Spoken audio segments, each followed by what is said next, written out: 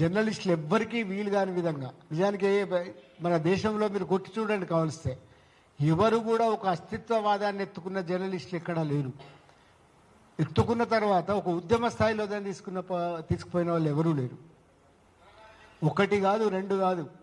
Telangana journalist forum పుట్టడంతో పాటుగా ఒక సంవత్సరం 2 సంవత్సరాల పాటు కొంత స్తబ్దతకు లోనప్పటికి కూడా ఆ తర్వాత స్తబ్దతకు లోనైన ఉద్యమంలో ప్రతిసారి కూడా దాన్ని ముందుకు తీసుకుపోవడానికి ప్రయత్నం చేసింది తెలంగాణ జర్నలిస్ట్ ఫోరం.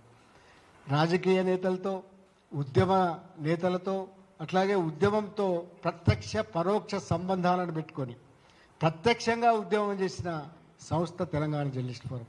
ఇది ఒక లూజ్ ఆర్గనైజేషన్స్గా ఆర్గనైజ్ చేసినాం. అన్ని సంఘాల వాళ్ళు, అన్ని రకాల వాళ్ళు, A to Z. మీరు RSS అయినా పర్లేదు, RSU అయినా పర్లేదు, కానీ జర్నలిస్ట్ అయితే చాలు.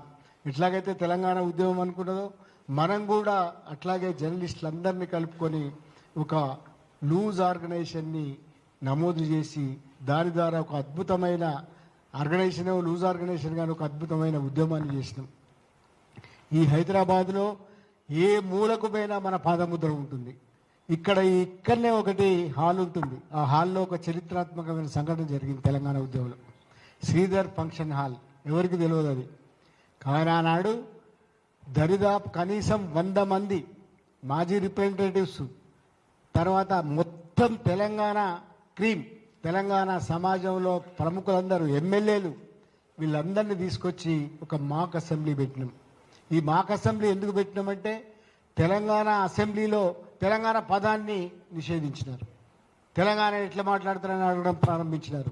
మన ఎమ్మెల్యేలు తెలంగాణ అంటే మాట్లాడనివ్వలేదు. ఇట్లాంటి సమయాలలో మీరేంది మమ్మల్ని మాట్లాడించేదని మనం ఒక మాక్ అసెంబ్లీ పెట్టినాం. అట్లాగే కొంచెం అక్కడికి పోతే సుందర విజ్ఞాన కేంద్రంలో ఒక బ్రహ్మాండమైన సమావేశాన్ని ఏర్పాటు చేసినాం 2011లో. ఈ సమావేశానికి అన్ని రాజకీయ పార్టీల రిప్రజెంటేషన్ వచ్చింది, తెలుగుదేశంతో సహా. ఆ సమావేశంలో 2 ప్రముఖమైన విషయాలు జరిగినాయి. ఒకటి, అప్పటికి గద్దరు కేసీఆర్ మధ్యలో కొంచెం చిటపటలు ఉంటే ఆ చిటపటల్ని పోగొట్టి వాళ్ళిద్దరిని అలాయి బలాయి దించుకున్న సమావేశం అది. ఇప్పుడున్న పోచారం శ్రీనివాసరెడ్డి ఇప్పుడు కాంగ్రెస్లో ఉన్నట్టున్నాడు ఆయన. అంతకుముందు టీఆర్ఎస్లోకి రావడం కానీ, తెలంగాణ ఉద్యమంలోకి రావడం కానీ, తెలంగాణ ఉద్యమంకి అనుకూలంగా రావడానికి కారణం ఆ సమావేశం.